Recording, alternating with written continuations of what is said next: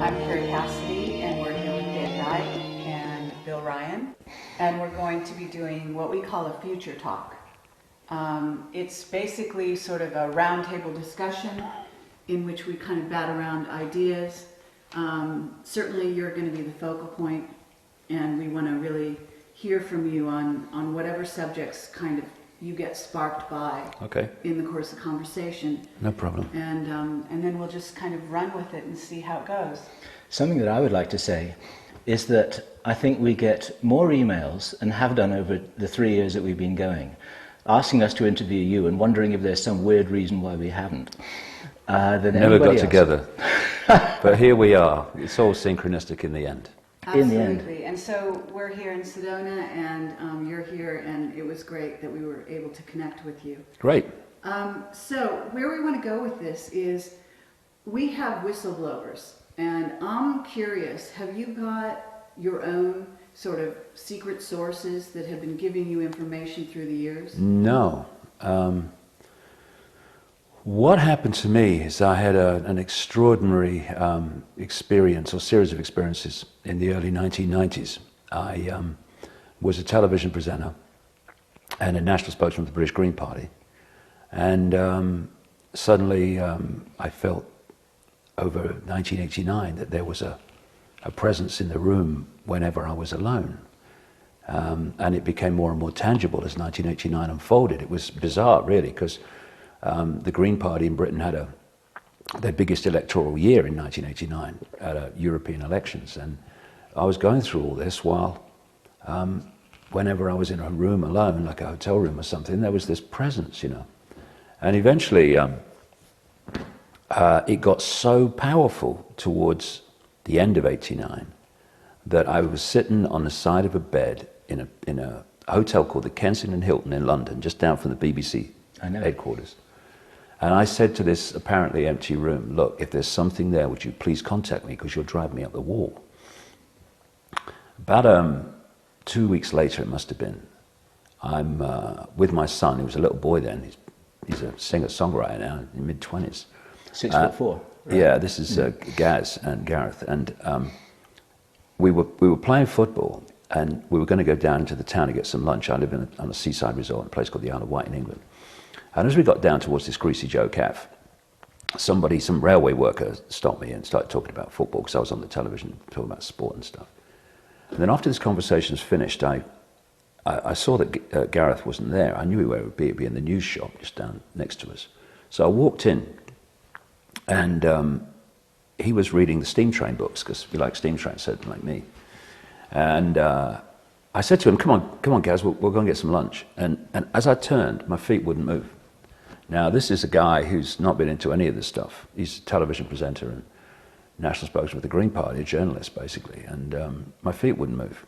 And I heard, well, it's really a voice, but a very strong thought form passed through my mind, which didn't seem attached to me. Why would I think it?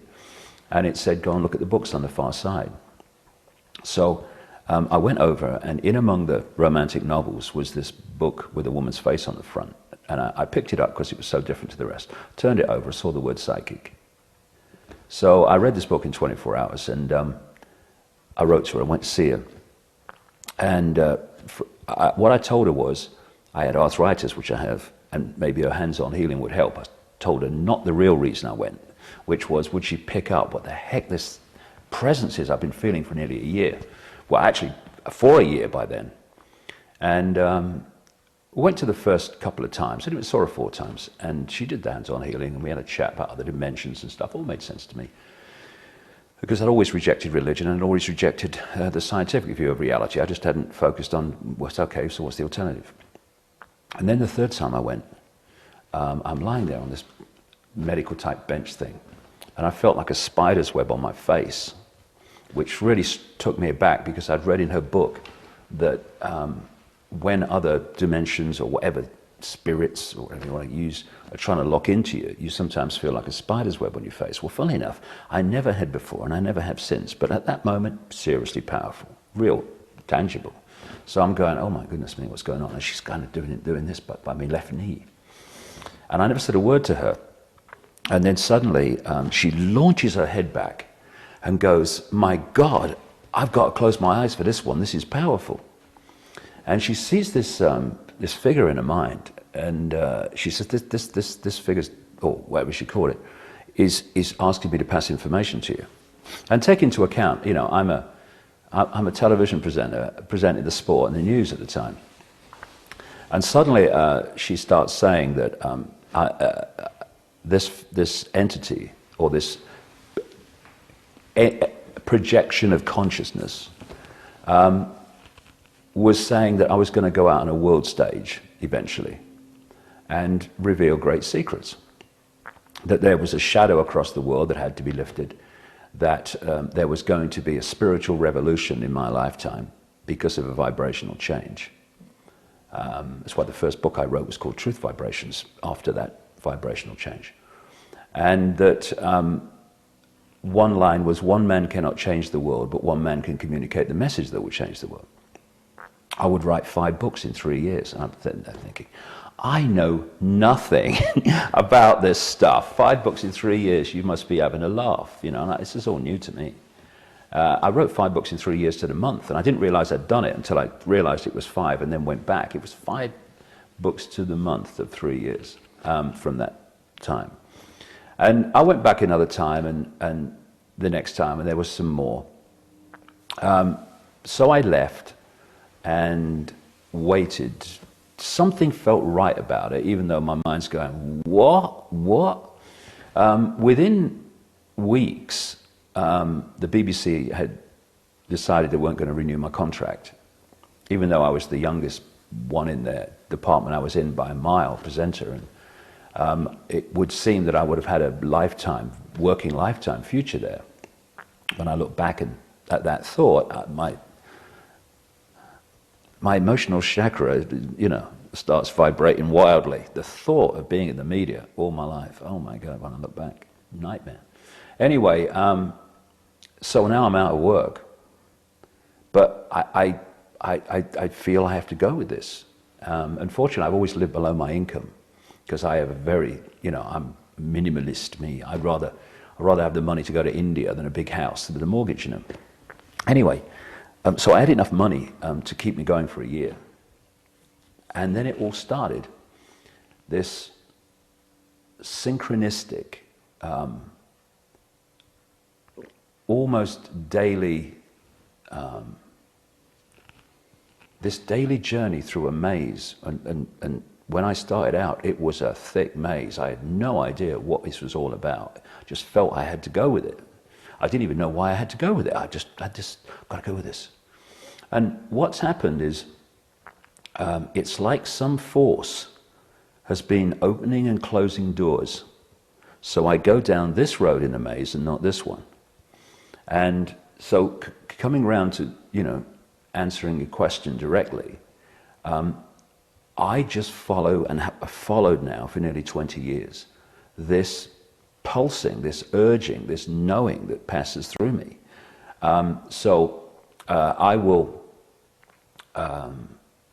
I edit my life on the basis of that. Will you go here? Don't feel to. Will you go here? Yeah, I feel, I'll be there. And what has happened as a result of just doing that is I've walked into people, experiences, information, books, documents, which has taken me, when I look back, on a very specific journey. I've described it before as like, you're trying to put a jigsaw puzzle together, and some force is handing you the pieces.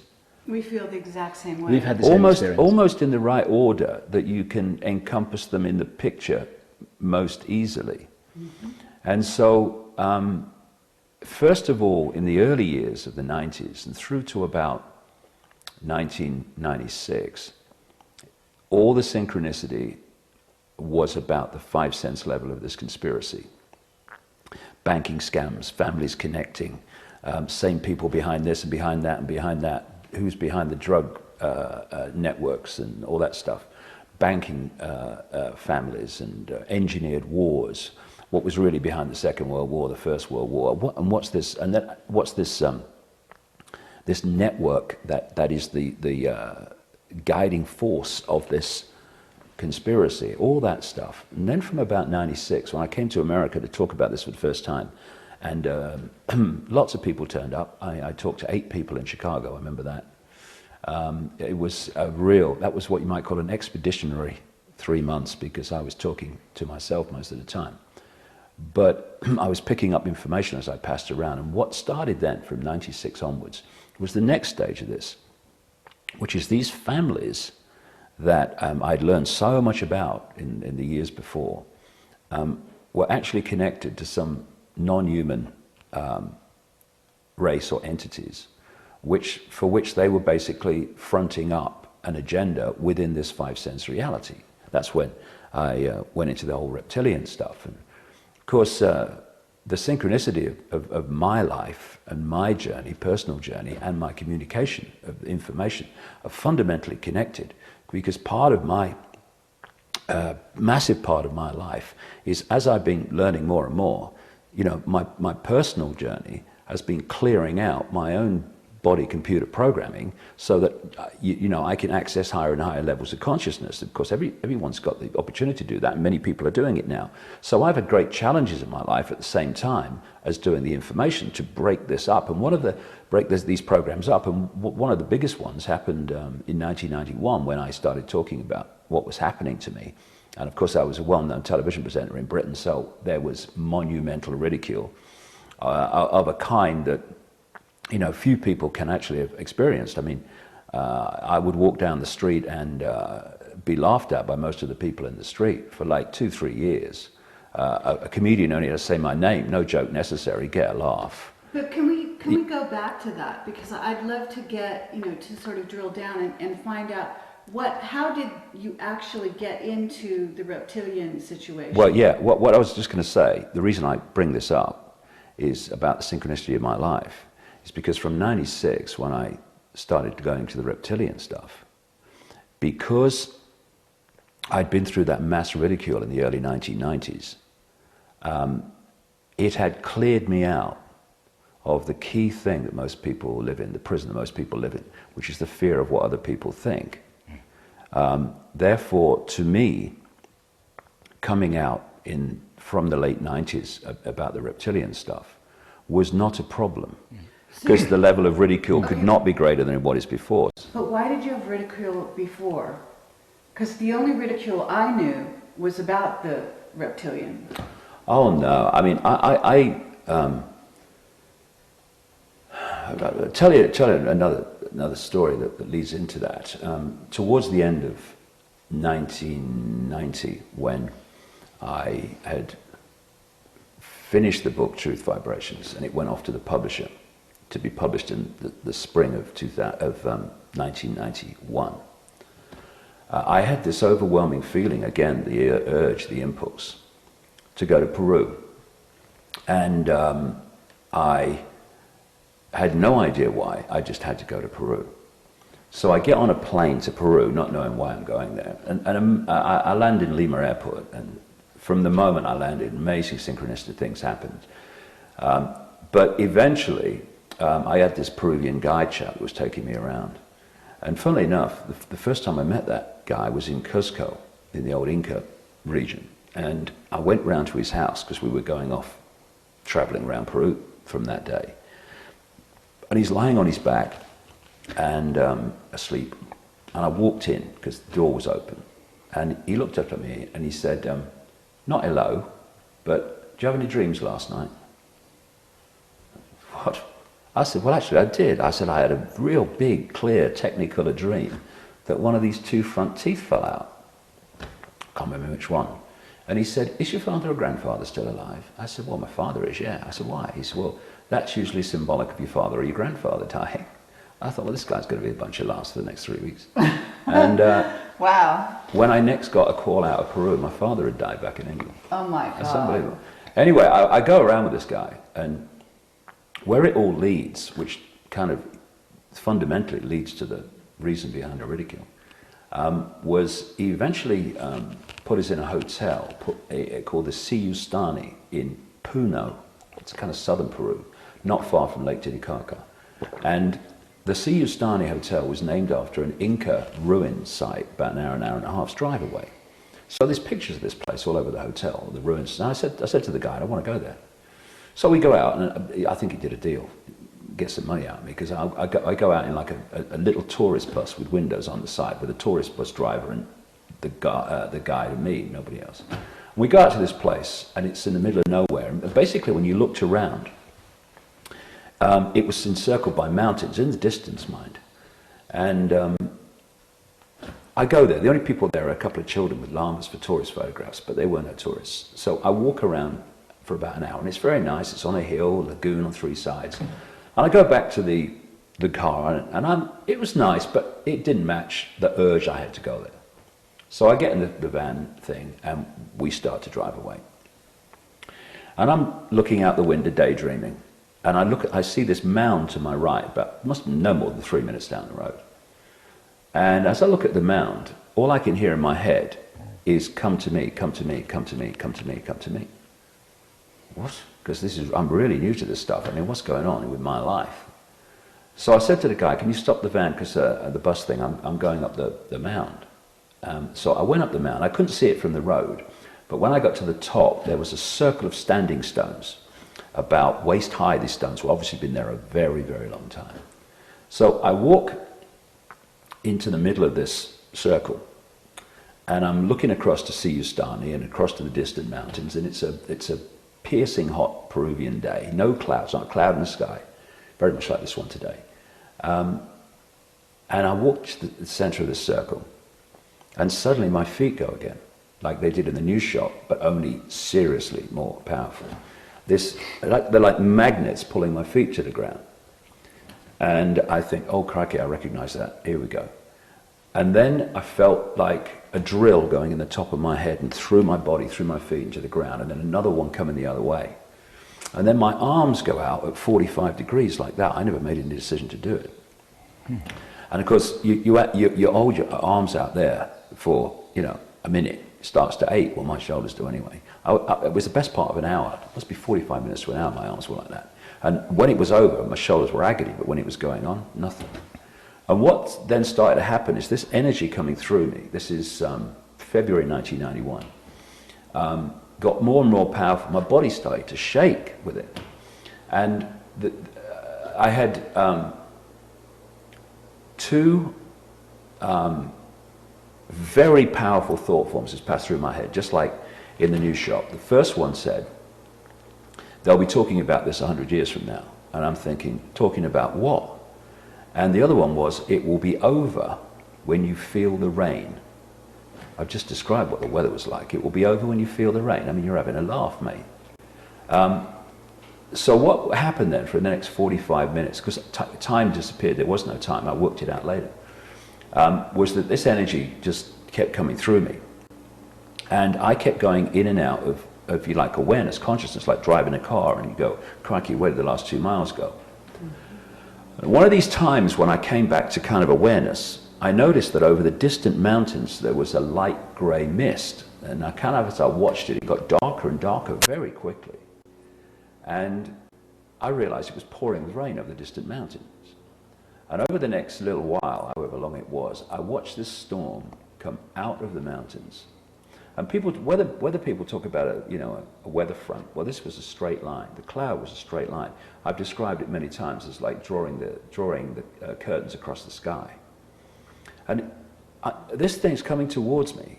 And as it got closer, the sun's gone, it's been covered. And all the clouds are billowing, and I'm seeing faces in the clouds. It didn't make any sense to me, but I saw faces in the clouds. And then it's a wall of rain. I'm watching it coming towards me. And by this time, I'm hanging on, with this thing coming through, this energy coming through me. And eventually it hits me. Torrential rain. And everything stopped. And that's when I staggered forward, and my shoulders were agony and all the rest of it. And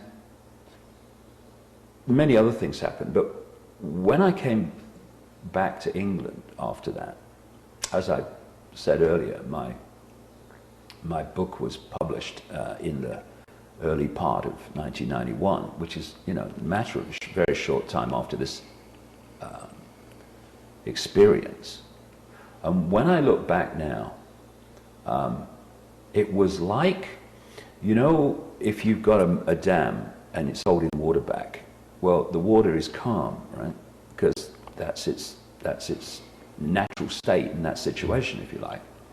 But when the dam bursts, before a new balance is found after the dam bursts, all hell breaks loose in the water, right? As it's trying to go from one state to another. Yep. When I look back, what happened to me on that mound? It was like the waters of my mind bursting. And for 3 months, I didn't know what planet I was on, right? In the middle of this, my book came out. And I went on the biggest chat show, live chat show in Britain at the time. It's called The Wogan Show. In a complete bloody daze about what was happening to me. And it had all been in the national papers that basically I'd gone crazy. And I was sitting in this chair in the chat show, and the audience were laughing within a minute, 2 minutes. And they basically laughed for, I think I must have been on about 16, 17 minutes. And from that moment on, because I was talking about what was happening to me, except I didn't understand what was happening to me. And what that did was trigger the most extraordinary levels of ridicule. And it cleared me out of that fear of what other people think. But I learned so much about human behavior. I remember, because what you're supposed to do when you face that scale of ridicule is run and hide, right? And it's one of the means that's used to control us all. Yeah, so what I did is I went on a university speaking tour, and in front of all these students who had not come to listen, they'd come to laugh, right? My understanding is that what you had is a Kundalini experience. Do you relate to it like that, or do you call it something else? I don't care. But have you investigated, or has anyone talked to you about that? No, I mean, I've talked to people about a Kundalini experience, and maybe it was. See, what I do, I can only talk for myself, is what is. You know, one of the things that was said to me by the psychic, or through the psychic in 1990, when all this started for me, was they're saying you will face enormous opposition, but they will always be there to protect you. Now, I don't know who they are. I've hardly even thought about who they are, because when I leave this genetic spacesuit, I will know who they are. All I do is I go with my intuition. And what happened to me in 1991 with the Great Ridicule was, as life so often does, it gave me my greatest gift, brilliantly disguised as my worst nightmare, because that's what it was at the time, in the experiencing of it. So what actually happened to me is something transformed my sense of perception. And that's good enough for me. I don't really have to know the detail of what happened, but Kundalini experience, it could well have been, yeah. And in the meantime, it's got something to do with tempering the steel. Say again? Tempering the steel. Tempering the steel, yeah. Because, as I keep coming back to, my personal journey and what I'm doing in terms of communicating information are absolutely at one. I was going to say, what happened to me when I went out on that university speaking tour. I was at a university in Nottingham, and there were 1,000 people there. I would say 950 had come to laugh. And I walked out on the stage, and it was literally the best part of 15 minutes before I could speak, because it was just abuse, ridicule, laughter, plastic beer glasses thrown at the stage. And I just stood there and waited for it to die down, because it had to eventually. And when it did, I said, you think I'm mentally ill, don't you? And you know what it's like, whoa, yeah. And I said, so what does that say about you? Because you've actually paid to come here to ridicule someone you believe is mentally ill. I tell you what, you could hear a pin drop, and you could hear a pin drop for the rest of the night. And it's to do what I've done in terms of talking about some really bizarre things. And, you know, my name still only has to be mentioned in a national newspaper in Britain, and it's like complete ridicule, whatever I'm saying. It's turned around a bit. A little bit, but not very much. I mean, I stood for election in a parliamentary by-election was it July last year, July 2008, not to get elected. I knew I wouldn't get any votes, I didn't want any votes. I mean, I must be the first parliamentary candidate ever to put out a leaflet to everyone in the constituency saying, I don't want your votes, just your brief attention. Goodness me, I didn't want to get involved in that. But again, it was a great experience and I learned a lot from it. But the media coverage was, I did a media presentation for the national press, which was about, I don't know, 50 minutes, PowerPoint pictures and stuff, in which I talked about the 5 sense level of it, because anything else, I mean, that blew their bloody minds. Anything else, reptilians, I think, crikey. And what they did is they just went away and just abused me and abused it and ridiculed me. And ironically, the one that did the most abuse, one of the things I said was coming, actually about 6 weeks later, was actually the front page story in his own newspaper. I mean, it's bizarre. These people have total cognitive dissonance, so that they can't put these two things together. So it's still there, but it doesn't matter, you know. And you know, we're in a situation where, thanks to the internet, we can bypass these sad people that work with their concrete minds in the mainstream media. And you don't have to reach everybody, just enough people. It's a 100th monkey thing. Yeah, I tell you what I feel more and more, you know. I mean, look, I can feel it. When I speak, anyone speaks, it's a vibrational communication. There's silence between you and me. There's silence when you speak to me until my brain's decoded it. What it is, it's vibrational communication. And I feel very strongly that it's not just the people that hear this information. It's the fact that this information's circulating.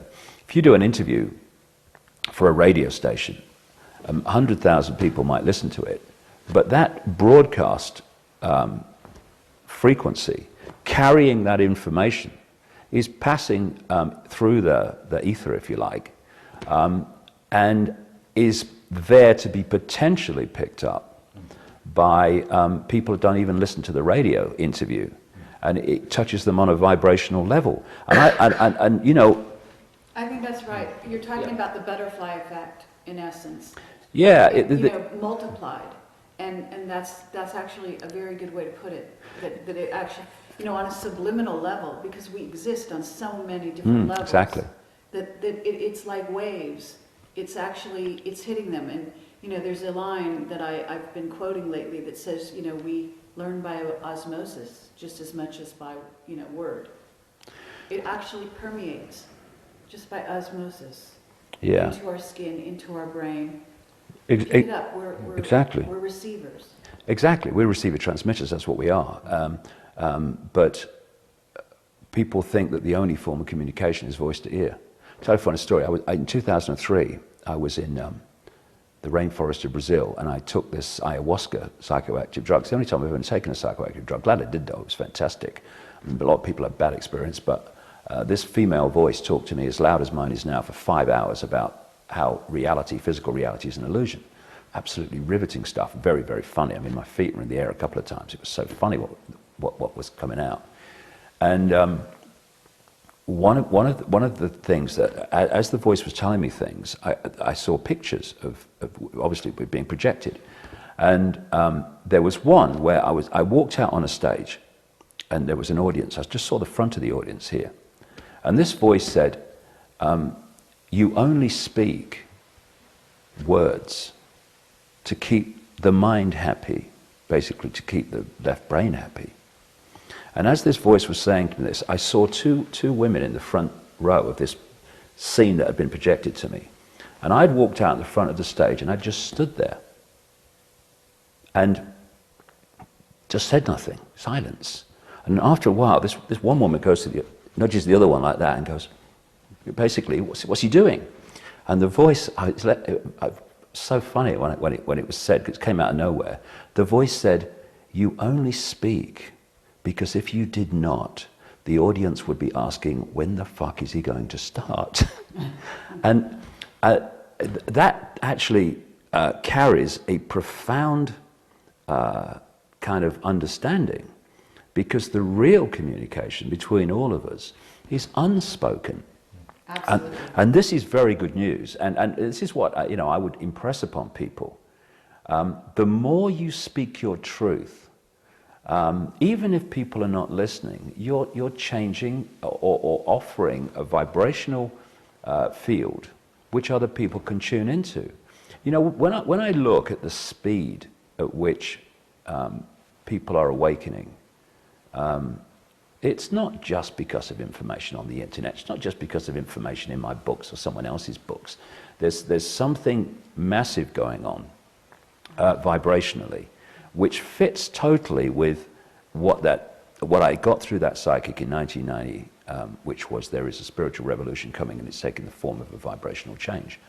I can see it. In 1990, no evidence. Now, I mean, please, you can see it. I had people come up to me in LA when I spoke there recently, saying I was absolutely a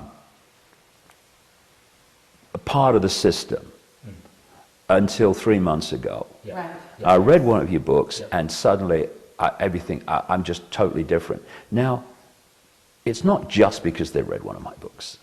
There's if you start tuning into this vibrational change, then bang, things can happen real quick. And I personally find it such a good thing that from my experience, I went through all that nightmare experience in the early 1990s when I started to awake, not knowing what the hell was happening. Because now you can explain to people that if you have an energetic construct here, which was you believing everything was real and the system was serving you and this is the cutting edge of human evolution and all this nonsense, that vibrational field is vibrating your state of being out, and it will draw to you people, places, ways of life, experiences, etc., locations which fit your inner self, because the outer self is a projection of the inner self. So when you start to transform, this is what happened to me, but I mean it happens to everybody, to another state of being, which then draws to you a very different group of people, places, locations, ways of life, etc. There is a transition between the two. It doesn't go, one gone, here you go. This one has to break down as this one emerges. It's a process of one losing power over your reality, another one gaining power. It can happen very quickly, but it's not like instant. That's actually a great metaphor for what's going in the macrocosm. Exactly. On the planet. Exactly. And in the United States in particular, but certainly England, all over. I mean, what we can see it here. I mean, what's happening here with the economic, downturn, and with people losing their houses, their shells, if you will, change their lives. I couldn't agree more. And the more you resist, I think, the more destruction is going to happen. The less you resist, the quicker, the destructive phase is over and you can actually start climbing back up. Exactly. In your case, you were quite extraordinary in the sense that you had this radical change in your life. Almost, you went from, black to white. There was almost no downtime for you, it sounds like, although you said for 3 months. 3 months was the big on. downtime. But that's extraordinarily quick, especially in the 90s. Today, I think this is happening to people, and they are going through a quicker transition. And in some ways, there's also reason for that, because you and people like you have made it easier for those that are following now to go through the changes. I hope so. Breaking through a veil. I hope so. I mean, I get such satisfaction when people say that they were helped in understanding what was going on. And you're absolutely right. I mean, I talk about this a lot now, because between that, the old self, and all that it projects in what we call the physical experience, and the new self, which projects something else, there is apparent chaos. Relationships break down, you lose your job, you can lose your house, and all this stuff. And if you live that as a physical, I am a human body experience, then it's very, very challenging. If you see, look, this is where I want to go, and you realize that this is the transition to get there, then you can encompass the unpleasant experiences as just that, an experience, which you're going through to get to somewhere. And quite right, the collective, there's so many levels of this, It's like when people say to me sometimes, tell me what's going on. I say, well, first of all, I'm not the guru, but if you want to know what I think is going on, my question is, what level of what's going on do you want to talk about? Because there's so many ways to observe the same thing. So on one level, these Illuminati bloodlines have crashed the global economic system because they want to have that as a problem to which they can offer a solution, which is a fiercely Orwellian, fascist, centralized economic system. But on another level, I would suggest, well beyond their level of comprehension, because they're stuck in their own box, otherwise they wouldn't be doing what they're doing. We are witnessing the transition from the prison society to the paradise society, if you like, or the freedom society, and to go from the system we've had, which is based on control and imposition, to the system that we're heading towards, which is what this vibrational change is all about. This has got to go, right. And it's now going. And if people, and it's easy to say this, it's easy to say these apparently trite things when you got a knock on your door saying you're leaving your house today. But if we can hold this level of seeing it, it makes it easier. We're going through this process where it's all breaking down. And if we can encompass it as what it is, which is a collective experience to get to where we'd like to go, a world of freedom, a world of kindness, a world of love, a world of freedom to express your uniqueness rather than be imprisoned in your tiny version and false identity of what you are told you are. Then it's much easier than if you seek to cling to the wreckage of the dying system, right, and hold it together. In some ways, you were something of a pioneer, where you had to go it alone.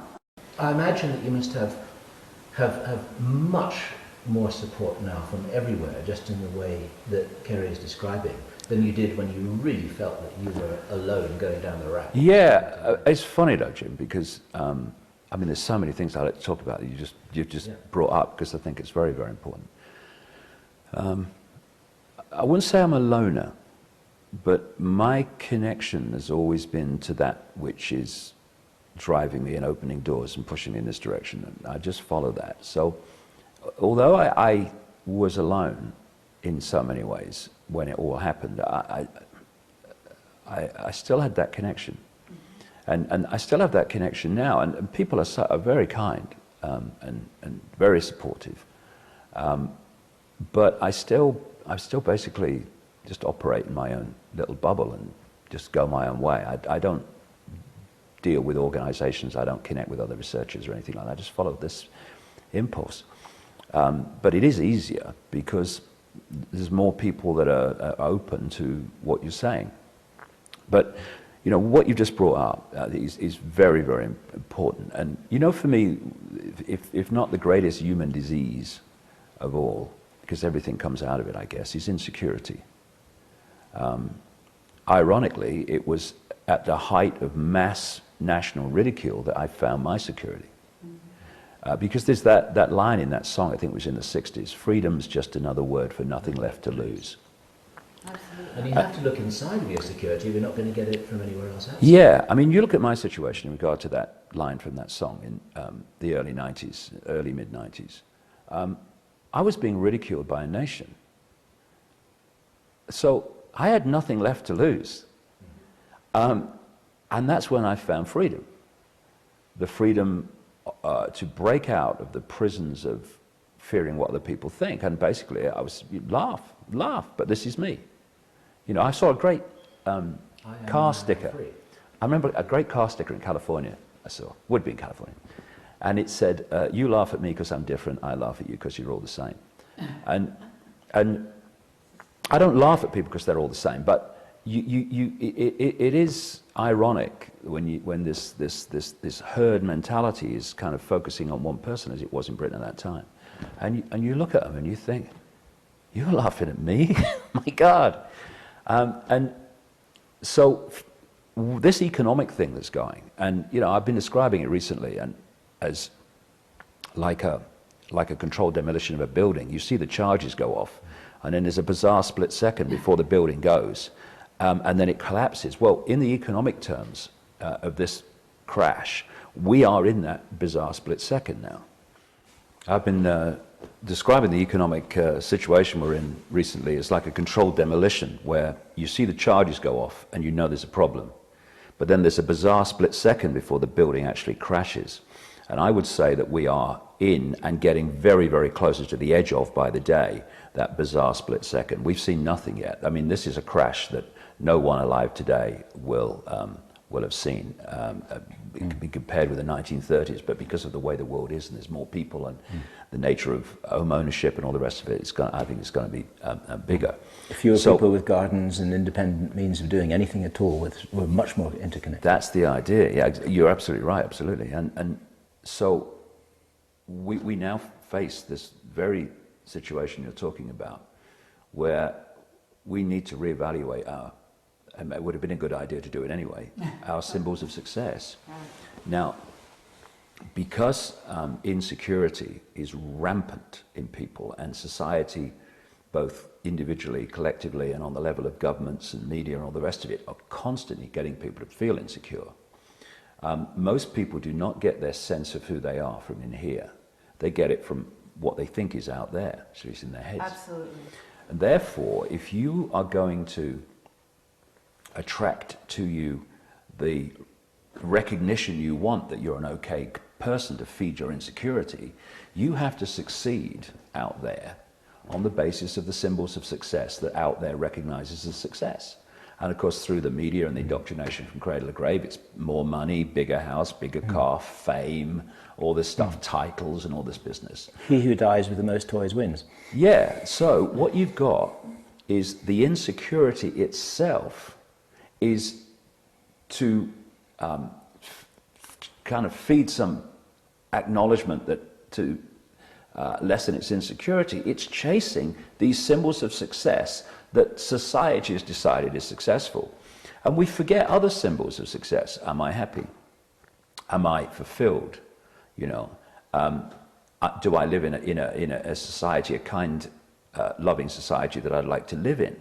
And all this goes by the board, because the other thing about needing to succeed on this manufactured basis to feed this is that you then have to compete with all the other people that are trying to succeed in the same way to feed their insecurity. Right. And that creates this dog-eat-dog, top of the greasy pole society, where everyone's walking over everyone else. Well, not everyone, but vast numbers of people are walking over everyone else, so that they're the ones on the top of the pile that get their insecurity fed most profoundly with the symbols of success. And this insecurity is why you find some of the most insecure people you'll ever meet in places like Hollywood and in the entertainment industry, because their insecurity is such, and they're not all like this, some very secure people who just play music and like to act, but there's a lot of insecure people because they need that extra adulation to feed their insecurity. And so if we can move our point of observation from I am this body that I see in the mirror in the morning, I am David Icke, I am Charlie Smith, Ethel Jones, whatever, to I am consciousness having an experience, then your values of what is successful change, because your point of observation of everything changes. And it's the mind working through the body that deals in status and symbols of success that are how high is your pile of trinkets, whereas consciousness doesn't deal in trinkets. It knows they're illusory. And of course, when you deal in trinkets like that, it's the trinkets controlling you. You're not controlling the trinkets. Of course.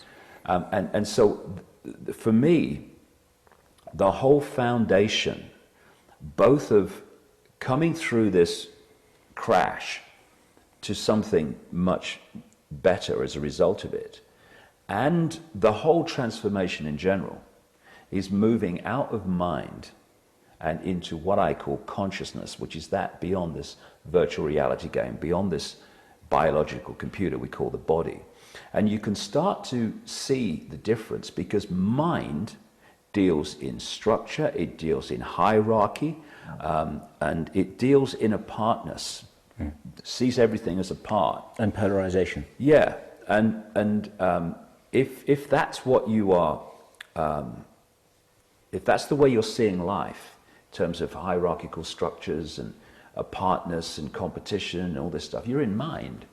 Ironically, the religions are in mind, and they're all mind constructs, they're religions. That's why they have rules and regulations. That's another massive red light. Hey, mind, and that's rules and regulations and laws. And limitation. Limitation, sense of limitation.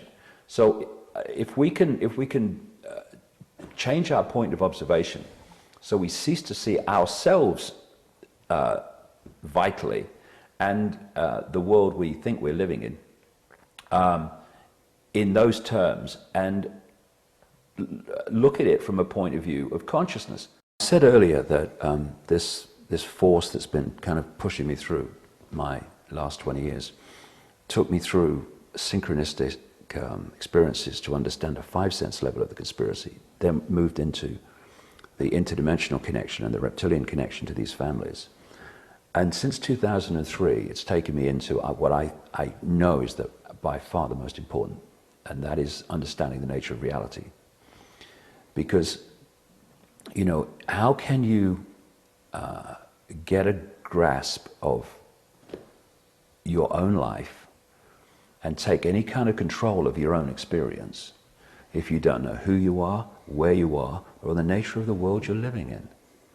And this information for me is by far the most important, because it moves the point of experience from in this world to observing this world, or a mixture of the two.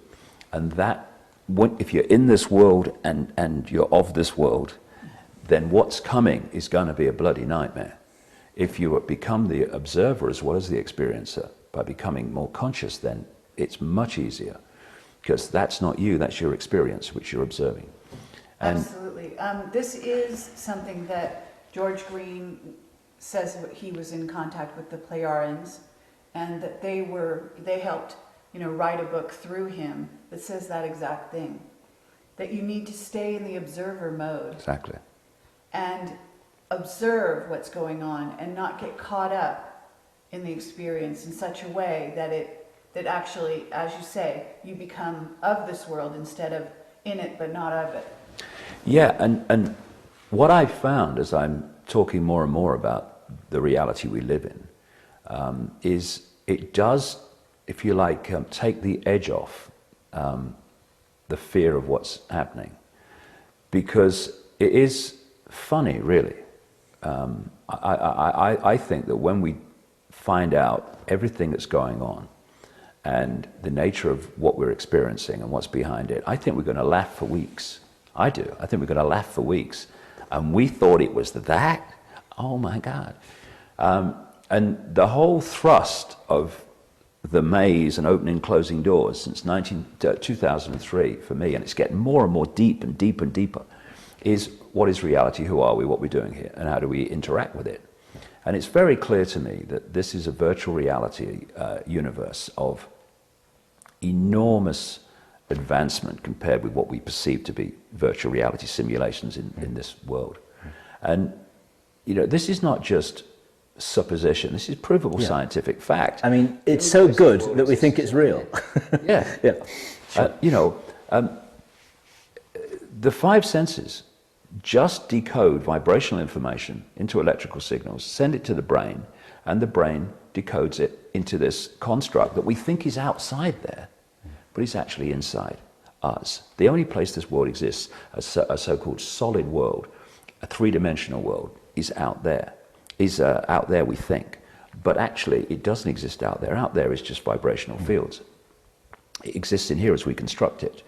And even the brain is a decoded construct as well. It's on an energetic level that we do the decoding, really. And this is very, very important, because what the manipulators do, because they've hoarded this basic knowledge and passed it over at the highest level of the secret society network and sucked it out of public circulation, they know that if we look out there for answers, believing that there isn't out there, instead of an illusory projection that's going on in here, then we're never going to change anything. Never going to change anything. And once you go, there's no out there, so where's it coming from? Oh, it's coming from in here, so this is where I have to change. Oh, there you go. It's what I call, and this is what most people do because of the suppression of this understanding, is they stand in the movie theater and they shout at the screen because they don't like the movie. And people say, you're crazy, you're never going to change the movie, shouting at the screen. Go back to the projection room, change the reel if you don't like the movie. And the projection is deep within us, you know. Some research I saw recently says that about only 5% of behavior and decisions that we make are with the conscious mind.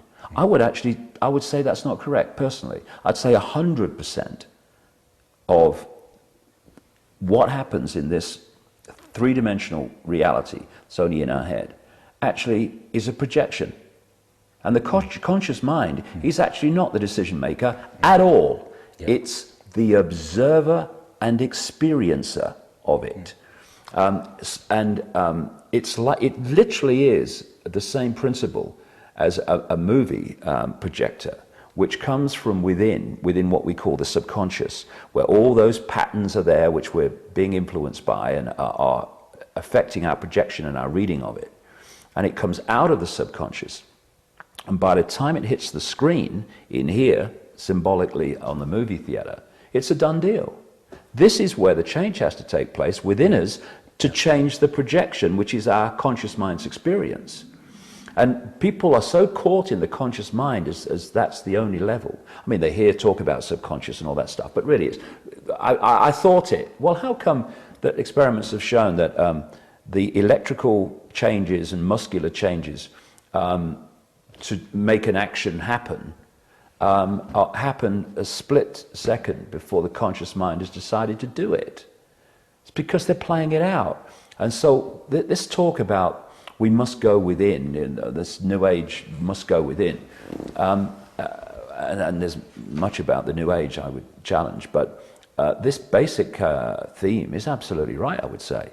And what the whole conspiracy is trying to do is get us to look out there.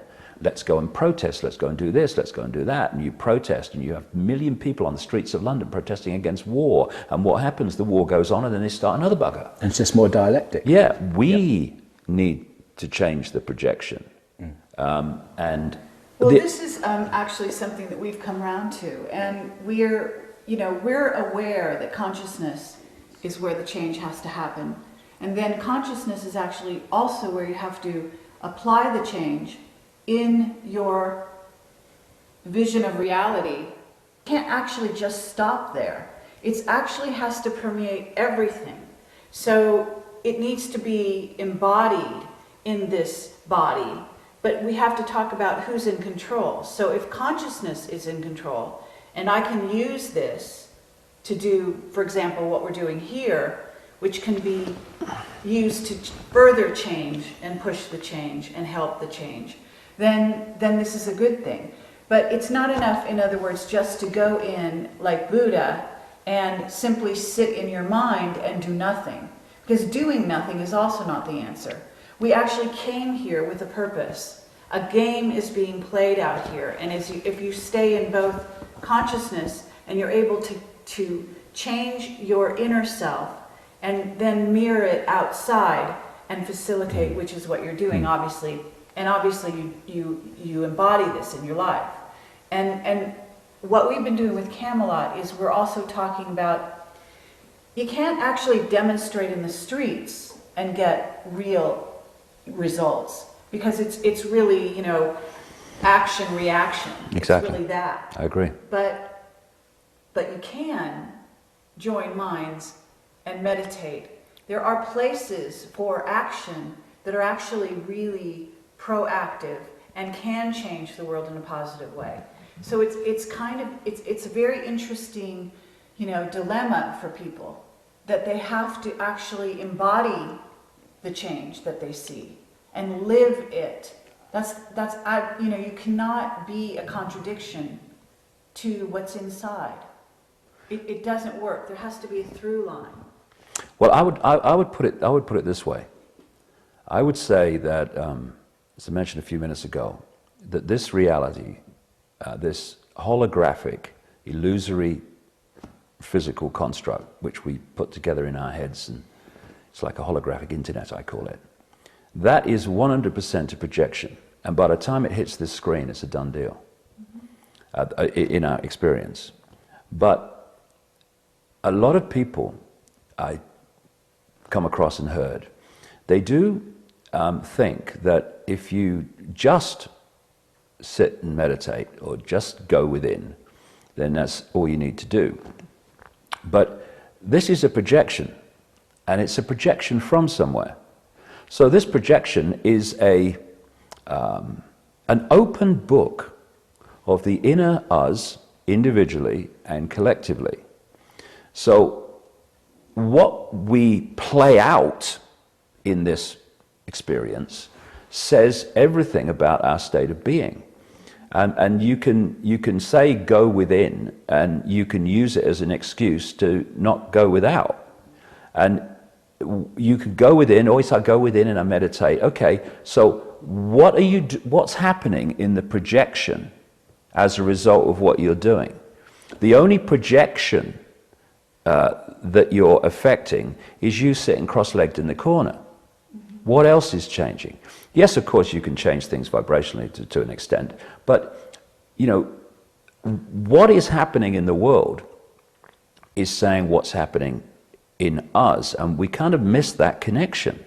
So if we're doing nothing to make a contribution to the kind of world we like to live in, then in the physical world, then that says something about the state of us within, that we're not doing that. I see so many excuses being made by people who have become, to a certain extent, aware of some of what's going on, so that they can justify to themselves why they're doing nothing. People say to me, you don't tell us what to do. And I think, well, actually, I talk about becoming conscious and all that stuff. I think, that's a start. But it ain't for me to tell you what to do. Exactly. And if you think that I have to tell you what to do, then you're not listening. Because this is about taking power back to the point where we project, rather than looking out here at a done deal. Absolutely. But there's an active paradox here, isn't there? Because that's not the whole story. Otherwise, you'd be sitting in the corner smiling and not talking to us here, and not working as hard as you do, and not talking to people to help the process of waking them up, so that they can then join you in this understanding, which we share with you also. It's important, in a sense, to pretend that all this is real, because this is the platform from which we can waken ourselves up and rejoin consciousness again. And so it's a paradox. It goes on at both levels. What you say is true, and this all is an illusion, and it all doesn't matter, but it's all important enough for us to be talking about it. What I was saying is your presentation, where you're talking about consciousness and the mind, and the problems with staying just in mind, because there's a lot of brilliant people out there coming to brilliant conclusions, and yet they can't live it. See, the manifestation doesn't go anywhere. Yeah, it becomes an intellectual, academic kind of point of observation, rather than consciousness, which is something that just is. The difference that I am now increasingly making is between mind and consciousness. And I would go further and say that we talk about my mind, your mind, his mind, her mind. I don't see it like that. I talk about the mind. there is the mind is a construct of the virtual reality universe which allows us consciousness to interconnect with this virtual reality. It's like a conduit, and there's absolutely nothing wrong with it whatsoever if it serves the experience of consciousness and serves our ability to interact with this virtual reality universe. What has happened, and I would strongly suggest it's been manipulated to happen, not least by these families and other levels of the manipulation, is we have been manipulated into a false identity, which is identifying who we are with mind, which operates immediately, directly through the body, and calls itself David Icke, Ethel Jones, Charlie Smith, looks in the mirror and thinks that's who it is. And basically, you know, this is a biological computer. It's not a computer that just reacts to the way it's programmed to react to data input. It has the ability to, they call them living computers, biological computers. They're trying to build them now, so different parts of the world. It has the ability to assess information and make decisions on it. In other words, to quite a large extent, it has the ability to think. And what happens is, if we get caught in mind and self-identity of that reflection in the mirror is me, then, and not just my experience, then mind starts to govern our sense of reality. And mind is about division, apartness, hierarchy, rules, regulations, laws, limitation. And, you know, you can have someone in the New Age arena who talks about spirituality, talks about other dimensions, and which are other virtual reality games, I would suggest, other levels, but blatantly is stuck in mind and the values of mind. I mean, I hear New Age people talk about the Great White Brotherhood and the hierarchy of the angels and the stuff.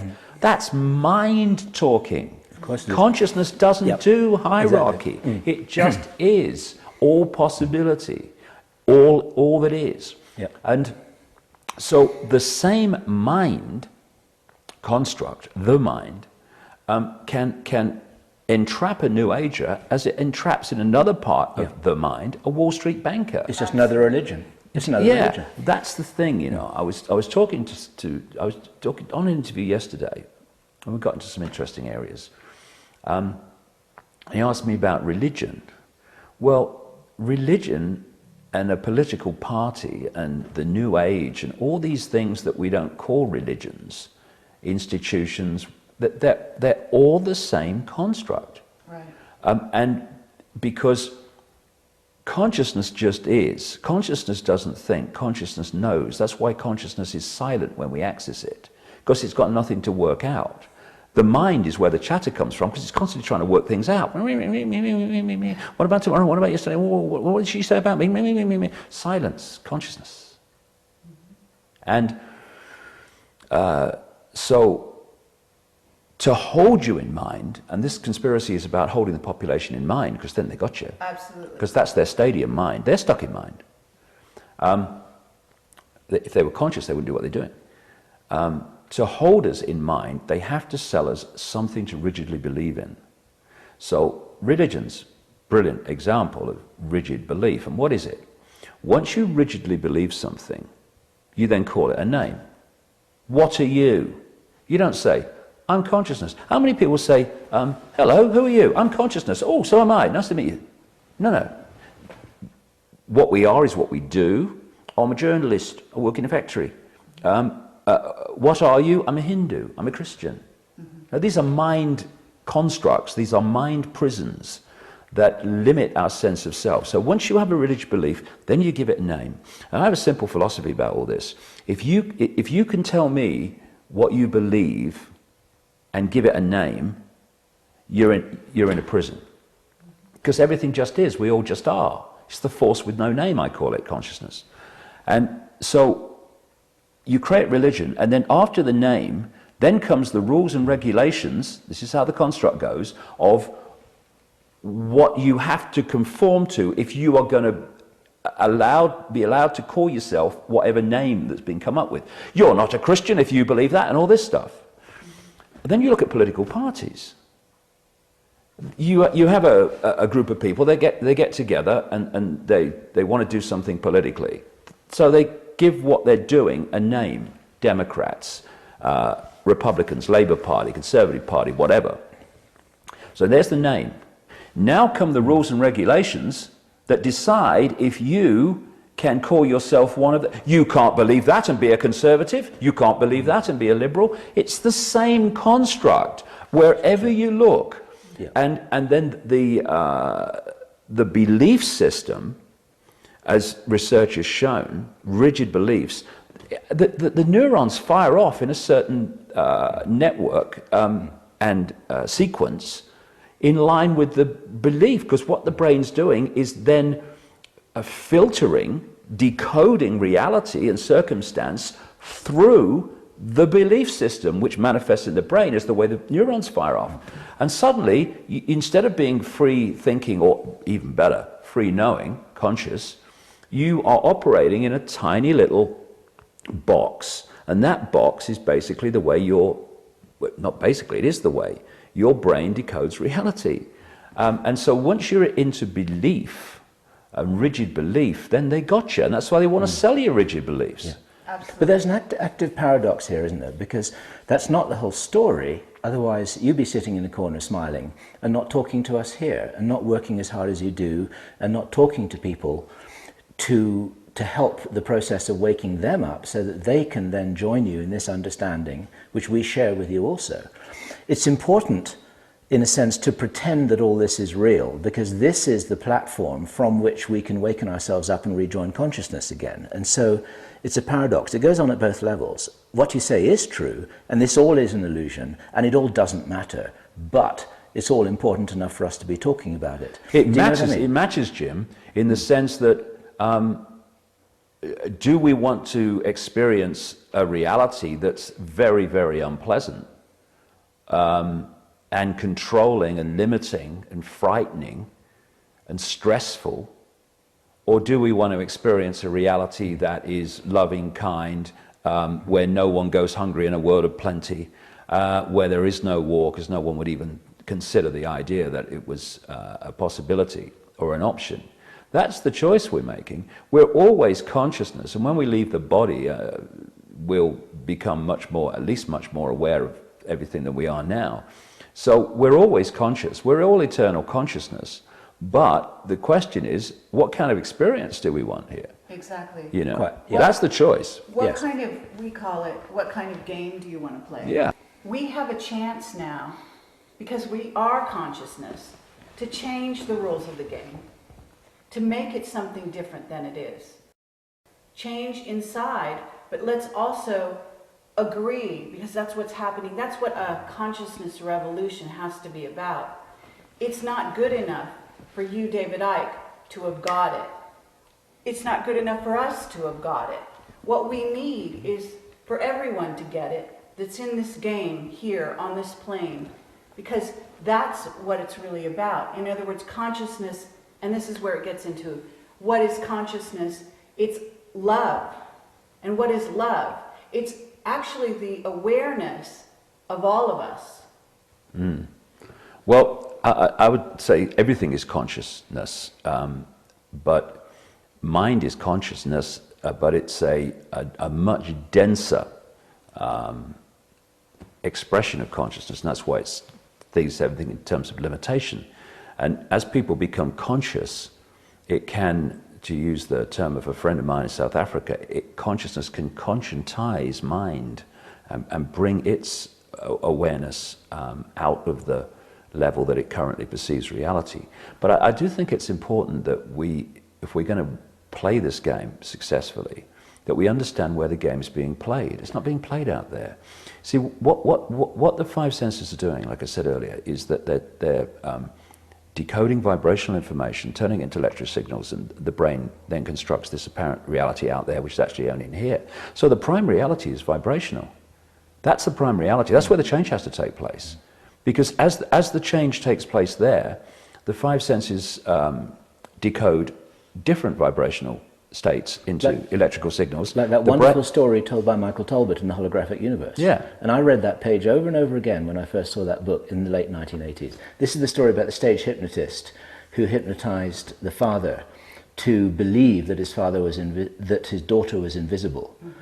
And then he was able to read an inscription on the watch held behind her body, because for him it was no longer there and reality had changed. It was physically different in his mind. Well, this is the whole point, you see, that for a hypnotist to put a watch behind someone's back and someone on the other side of her read it, that is perceived to be impossible. But it's only impossible if you believe this world to be solid and real and out there. The reason it could happen is because the prime reality, and this, I can't emphasize this more, the prime reality that is playing out here is vibrational. That has to change or this can't change.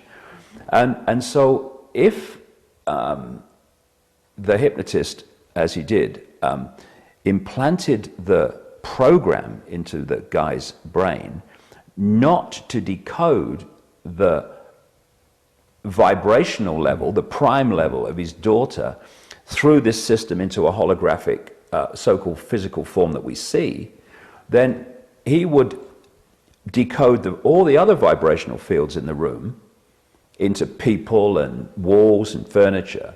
But because it's like a computer being firewalled off, he doesn't decode the daughter's prime state, your prime state, our prime state, the prime state of everything, this vibration, the vibrational level, into the holographic, apparently out there reality. And so she doesn't exist in his head as a holographic form, i.e. supposedly physical, so he can't see her. Because she's not there, he can see what's behind her. Therefore he can read a watch even though she's standing there. To everyone else in the room, they can see her. Why? Because their brain has not been programmed not to read that energy field into a holographic form. Now, just as a quick aside, how many things collectively are we not reading that are there to be read?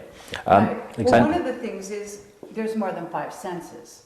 Okay, and the heart is, you can't see, it's not just the mind, it's actually the heart. It's really the heart and the intelligence of the heart that he could see through if he would only use that. So it's more than, we have, in other words, these are tools for us. Our mind is a tool, our heart is a tool, but you can't stay up here. You've actually got to go through the heart to really see. See, we don't see with our eyes. That's a construct. That's a mental see with our brain, construct. Yeah. We actually see with our heart more than anything else, and through the heart.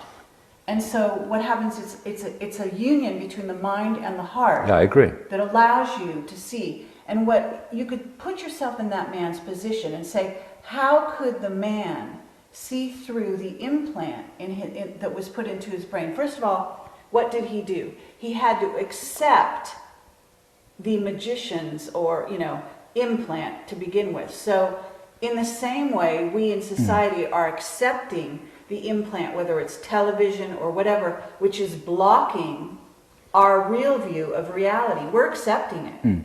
Yeah, I mean, the thing is, though, that what the hypnotist was doing was just programming the decoding mechanism. Yes. And therefore, he didn't decode a vibrational field, i.e. his daughter, into a holographic form. Therefore, he didn't see her. And I completely agree that the heart has the potential to be a massive part of our reality, decoding our reality expression. But we also have to appreciate that this conspiracy, while we see the George Bushes of the world and the Barack Obamas and people like that and the Kissingers, the real level of this conspiracy where the world is being controlled is on a vibrational level. That's why I talk about these reptilians that are doing this and others too, operating outside this reality. They operate in the level of the vibrational level. That's where the manipulation's going. And we need to be kind to ourselves as well in understanding the challenges that we've faced, and not least trying to understand a world that is being manipulated into a state, or has been manipulated into a state, which is to stop us understanding the world.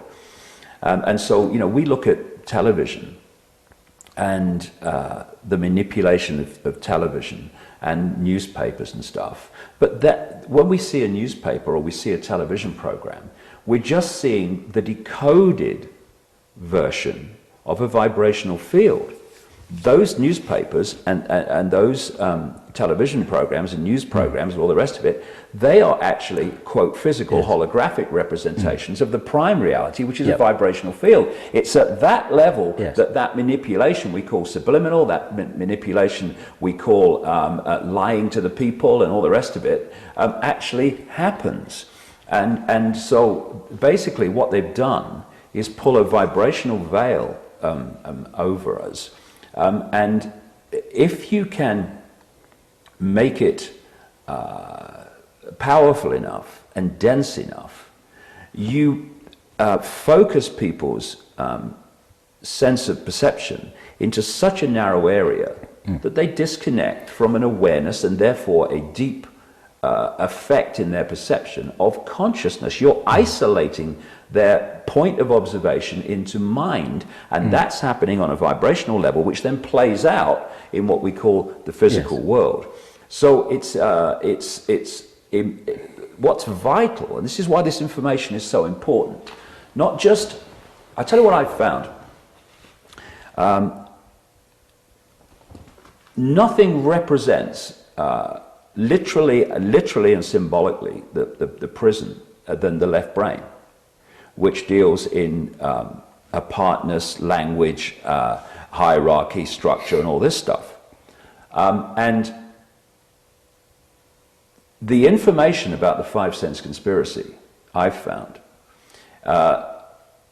one of its great values is that it operates in a left brain realm when you're explaining how this and that and the other is connected to the same people, and they control that, and this is what they're doing, and these are the techniques they use. That's left brain information. Right. And when people say, oh, you shouldn't put out that information, it's negative, they don't understand that we're looking at a multi-level situation, therefore we have to deal with it on a multi-level basis. That means covering all bases, not just sitting cross-legged on a mountain. Of course. Now, what I've found over the years is that once the left brain, because symbolically I see, you've got the left brain, which is what I'm talking about. You've got the right brain, which is a much more out there connection and sees everything in unity, the creativity. And then you've got the bridge, the corpus callosum, which ideally should be sharing information. So you've got a balance. You're in this world and of it, But what the conspiracy does, again, it's all on a vibrational level that it goes in and then it plays out here, is they put symbolically soldiers on the door to the left brain. This is why to progress within this society, one of the most effective ways is to keep passing exams and getting degrees and all this stuff, because that's an exam is, here's some left brain information, now give it me back on a paper telling me what I've told you to believe. Okay, you've done it very well, you've got a first-class degree, a first-class indoctrination often. Now what this conspiracy information on a 5 sense level does, it talks to the left brain in the language the left brain understands. And I've seen it over the time in my personal experience, and of course other people would have seen it. It starts to make the left brain change its sense of reality. And once it starts to change that, it starts to think, well, hold on a second. If everything I thought about the world here was wrong, and it's not like that at all, what the heck else is in this world is not like I thought it was. And I've seen this where people, once that left brain starts this process of withdrawing from a sense of it knows what's going on to I never knew, then it starts to move. And as it starts to move, it literally starts to open to other possibility. And then this movement between the hemispheres can start to happen. And I've seen people who would have laughed in my face about reality and all that stuff, who now encompass it because they went through the process of credible names, dates, places, 5 sense information, explaining logically why the world is not like they thought it was on a 5 sense level, everything starts to move then. So you know, it's important that the deprogramming of people's manipulated sense of reality happens on multi-levels, not just kind of, you know, we must become spiritual, we must go within, you know. I mean, people say, oh, Alex Jones, he just frightens people and all that stuff. Well, hold on a second.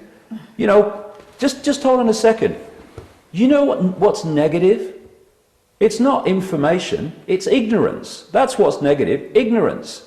And if you want to be ignorant and therefore a manipulator's party trick, then you go ahead. And if you want to look at the information, the 5 sense information that I put out and Alex puts out and people like that and many others, and say it's negative, it's frightening. Well, the fact that you find it frightening instead of empowering because you now understand the game better and therefore you have more power to do something about it, then that is not a statement about those putting the information out. It's a statement about the way you're receiving it. Exactly. Something that we liked very much was something that George Green said to us in our interview with us April last year. And he used the little analogy. He said, listen, if your car is on a railroad track and there's a train coming down and you don't know that, then, and I don't tell you, then he said, shame on me for not telling you, and shame on you for not knowing. And this is just a nice little way of encapsulating what you're saying. Yeah, I have an analogy I use very similar to that. I talk about not the hurricane coming, what do you call them? The twisters. The tornado. The tornado, yeah. And the tornado's coming, but you have put your head in a bucket of sand because you don't want to face the fact that the tornado's coming. Now, you can hide from that for a while, but you're still there, and the tornado's still coming. And your bum is still in the air, and it's going to get smacked very shortly by a tornado. If you lift your head from the sand, face the situation that you're in, there's a tornado coming, now you have taken power back to yourself by saying, okay, I see the situation now, I can take avoiding action, for my benefit. Of course. And this is why it's so important. And I hear people who you might call New Age who talk about letting go of fear and taking your power back and come to this workshop and we'll show you how to do it. And then they say, oh, you mustn't talk about this conspiracy, it's too negative. And what happened to letting go of fear and all this stuff, you know? And what these are the guys who hope that the angel Gabriel is going to come and save us. You know? Yeah, well, that doesn't work either. Every level, it seems to me every belief system, every mind construct seems to have a version of the cavalry coming over the horizon. You know, okay, here's the cavalry, okay. Here's the cavalry, here's the cavalry, there's the cavalry.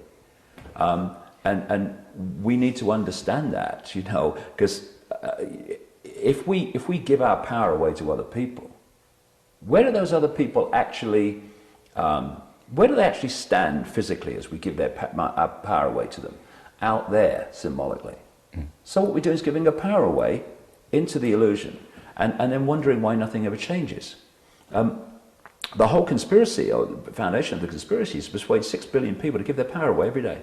And the power used to control is the power these people are saying, thank you very much, thank you very much, thank you very much. Take it back, House of Cards comes down, because that's what it is. It's a House of Cards, and we're holding it together in here. We're constructing the House of Cards in here. Great news, we can bring it down in here. Right, but I have to say that we're not only going to do that with the mind.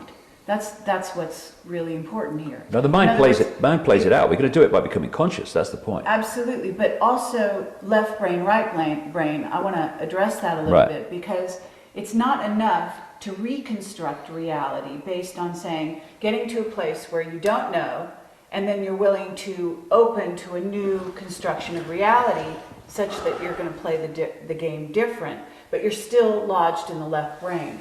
You must bring in the holistic view, the view that encompasses the heart, that encompasses the female, which is the yin-yang side of things. Because what we have here has been playing out for centuries is a really yang view of reality, especially on the western side of the world.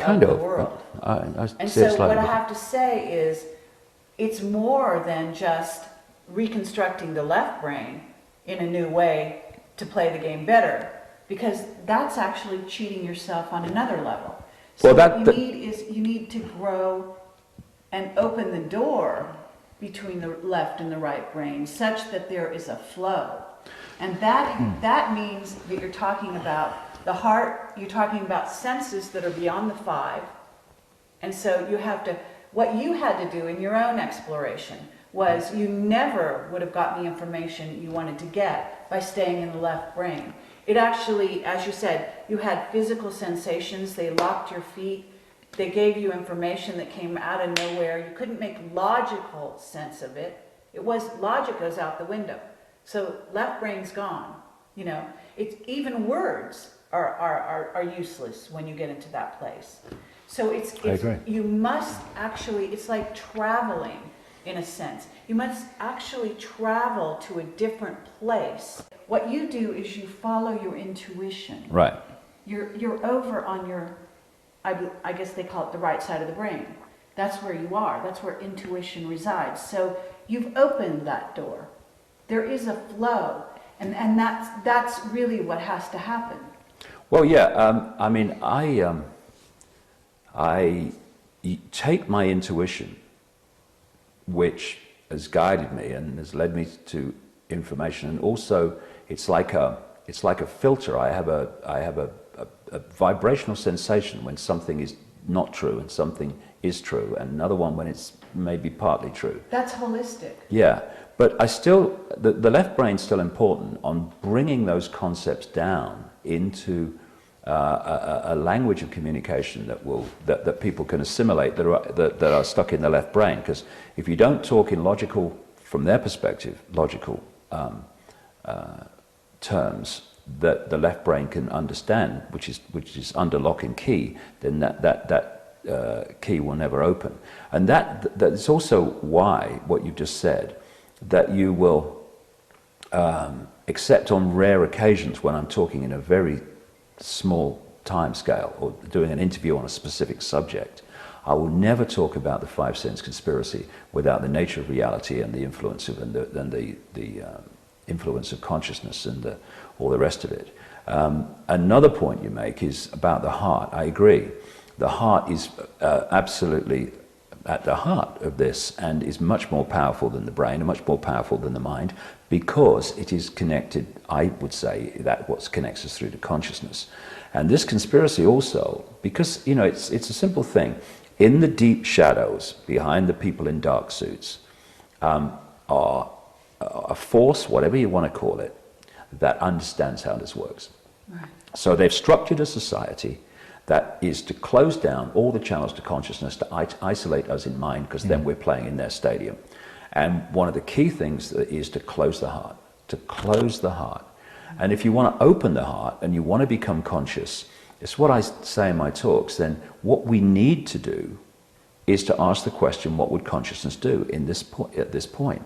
Would consciousness, when we're faced with these set of circumstances, say, well, what's the best outcome for me? No, consciousness will say, what is right, just, fair thing in this situation for me to do?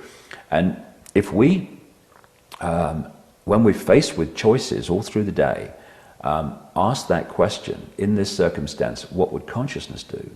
And act upon it, crucially, then everything changes. And our life changes. Why?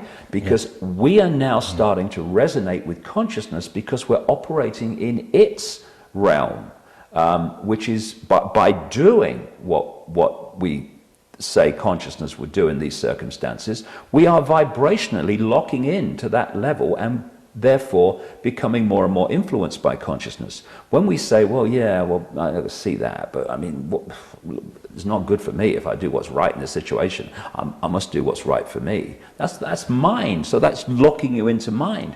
You know, this thing about becoming conscious, I see it so often all over the world. I mean, I was in India just before Christmas, and, you know, good luck to them, but they make it sound so complicated. And you know, a lot of the complication, I see this with New Age people that stand on stages and do workshops, not all of them, of course, but I see it with gurus in India and stuff like that. Not all of them, again, but vast numbers of them. The complexity says two things.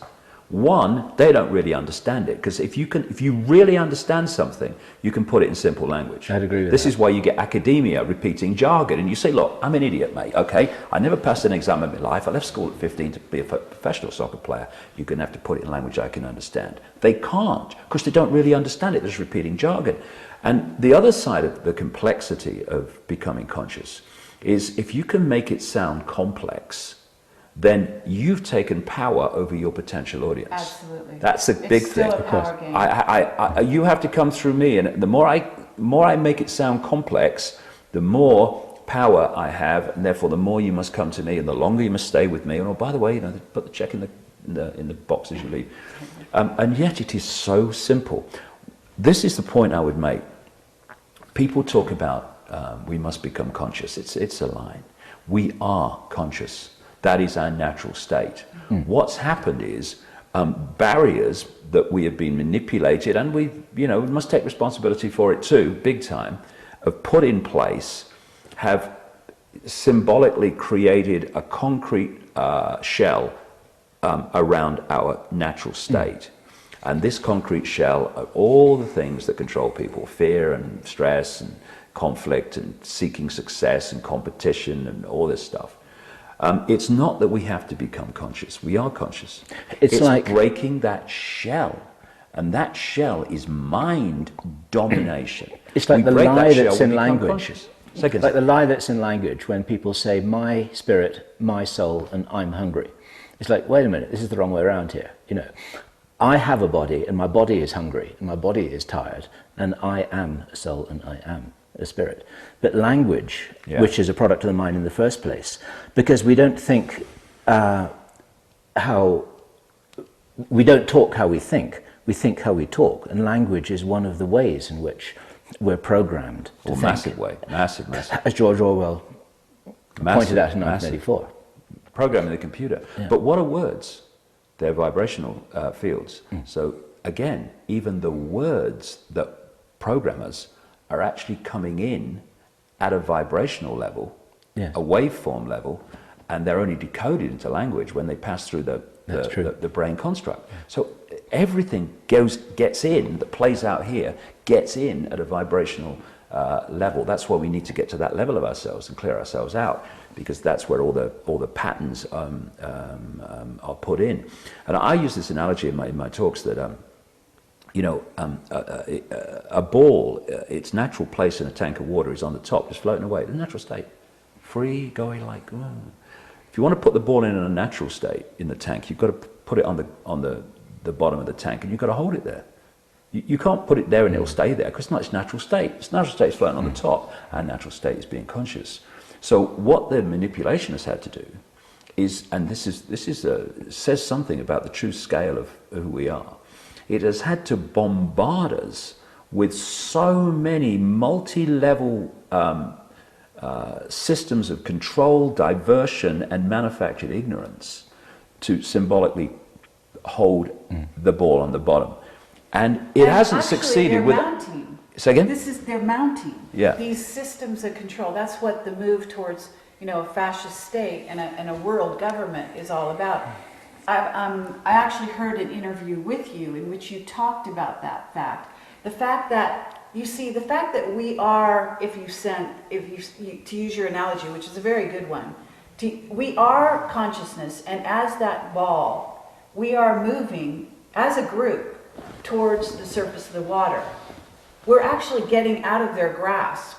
Right. As that happens, they're intensifying their game to want to keep that ball down.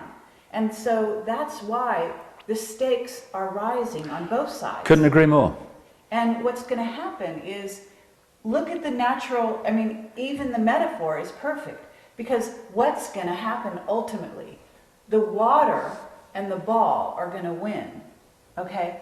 There's no way that those forces, as much as they intensify, sometime, somewhere, that ball is going to get to the surface, like it or not, the powers that be. Now, what's going to be interesting is if they actually start understanding on a deeper level than power and their power over, because I've got the clue and I've got the key. That's what the Illuminati, that's what they think. They think if you don't get it, then we can hold you down. You deserve to be held down. That's actually I'm sure you know this is their rationale. So what happens when we, because we're greater than our body, the consciousness that we are is greater than what they are, because they're on limitation, starts to win in their own mind, you see, and they start to let go. Because this is what's probably happening. There have to be many members that have been under the thumb of this game and have joined and are being, we're being patted on the head and given all the reinforcement necessary to keep them in the game. What happens when they start to see the light, so to speak? And some of them, I'm sure, already are, because there's nothing more fiercely compartmentalized than this whole control structure itself. There's so many people within the control structure, right down into mainstream society, that are daily contributing to this gathering fascist global state, who have no idea of the true implications of it, or as they go up higher and higher, have been misled about the nature of themselves, reality, and the force behind it. So the nature of the chaos and the destruction will actually work in the favor of releasing the ball, because what happens is during chaos you can change sides, you see. You can actually, it's really hard to maintain control during a time of destruction. Yeah, I agree. What I would say is that the ball will get to the top of the water when the ball realizes it is the water. The scale of the movement and the speed of movement of this conspiracy now, as it puts in more and more surveillance, more and more control, more and more centralization of power, etc. I've been saying for years now, that is not about even gathering more power. It is about defending the control that's already there, because they understand. I mean, if I can go to a psychic in England in 1990 to be told through this psychic that this vibrational change was coming and it was going to create a spiritual revolution, I mean, are the Illuminati families not going to know that this spiritual change, this vibrational alarm clock is coming? I mean, of course they are, and they've known about it for a long time. And so what we're looking at is when you move the power from we're controlling, we're going to give more power, to we must impose more and more control to stop this happening. They're not in if you like, a proactive situation now, as they push this Orwellian state on. They're in a defensive situation, trying to keep the lid on human ignorance as this vibrational change brings it to the surface. And, compared with consciousness, this Illuminati, I mean, they're flies on an elephant's back, and they're going to get removed. And, I think it's not about winning the game, it's not about losing the game. It's about realizing the nature of the game and the fact that it's not about winning and losing, it's just about experiencing. And as these pyramids of control, certainly the lower levels first, start getting picked off by this vibrational change and people start to see things differently. As I've been saying for 20 years, look at a pyramid. The capstone's the place of the power. No, it's not. The capstone's up there because the rest of the pyramid's over in the bugger up there. The rest of the pyramid moves away. Where's the capstone going to do? It's going to crash to the floor. There's nothing holding it up. We're holding up the structure that is our own control system. And I used to tell a story years ago. You'll remember, Jim. Larry Grayson, the comedian in England, right? And I knew Larry towards the end of his life. He used to do big shows on the BBC. And I was invited to his memorial service at Covent Garden after he died. And there's another comedian in Britain called Roy Hudd, and he did this presentation about Larry's life. And he told this story, and I sat there and I thought, whoa, that is so profound. when applied to what we're talking about. Roy had said that Larry Grayson had told him this story, that in the days of the music hall type theatre, or the last vestiges of it, Larry was in an all-male show going around Britain, and he was the woman in it, because he used to dress up as a woman, Larry. And the final scene of the show, the final part of the show, was all the men ran on the stage dressed as sailors, singing Rule Britannia, you know, Rule Britannia, Britannia rules the waves and all that stuff. You know, Britain, always rule everything. Anyway, so as the song's reaching its climax, all these sailors climb on each other's backs and form a pyramid on the stage, right? Mm. And then Larry Grayson came on, dressed as Britannia, with the gown and the helmet and the sword, and was manhandled up to the top of the pyramid of these men, you know, with the big finish with the sword. And he said one night, things seemed to be going rather well, he said, until one of the sailors in the bottom left-hand corner got a cough, right? And the cough got worse and worse and worse until he couldn't hold his place in the pyramid anymore. And he's standing on the stage at the bottom of the pyramid, this guy, you know, Ethel Jones and Charlie Smith. And in the end, he couldn't hold it anymore because the cough got too bad. And he had to step out of the pyramid. What happened was Larry Grayson, at the top, symbolic of this Illuminati, ended up in the second row. Because the whole pyramid collapsed, because one little guy on the left-hand bottom corner got a cough. Lovely. You know, the pyramid power, in one way, is all roads from the base of the pyramid lead up to the point of the pyramid, and that's how they control. The thing that I would like to connect up with here, it's so interesting what you're saying, and we passionately agree with your thesis here. And one of the things which I love about your work is that it's like, in order to control, or rather, one good way to control somebody is to lie to them. And therefore, if somebody, you know, if you're being lied to, then someone is trying to control you. These things are intimately connected. Right. And we are being convinced that this reality is all that there is, that these are just animated hunks of meat that last for 70 years and 10, and then that's a lot. And then either we're pushing up daisies, or we go to heaven or go to hell, which is another trap and another lie. Absolutely. And meanwhile, there's some fascinating things going on behind the scenes. And as you must have known from your own research and your own contacts and your own conversations, that you've got a magical component to the controllers, meant in the real definition of the word magic. Black magic ceremonies, rituals, sacrifices, all kinds of things that you and I don't want to know about, but actually this is part of the truth of the matter. This is what they do. They evoke jinns, they do strange things, they influence people at a distance. I did an enormous amount of stuff about that in the late 90s. And it's not pleasant to look at, and it's real. And then there's another aspect of this, which is something that's been coming at us quite a lot from Black Project's insiders, which is not the black magic, but the black technology, which was well stated by Richard Hoagland, who told us that he'd had a phone call from an insider who said that they would rather lose an American city than give up their new physics. And this new physics, we were told by somebody who we met in Thailand in October.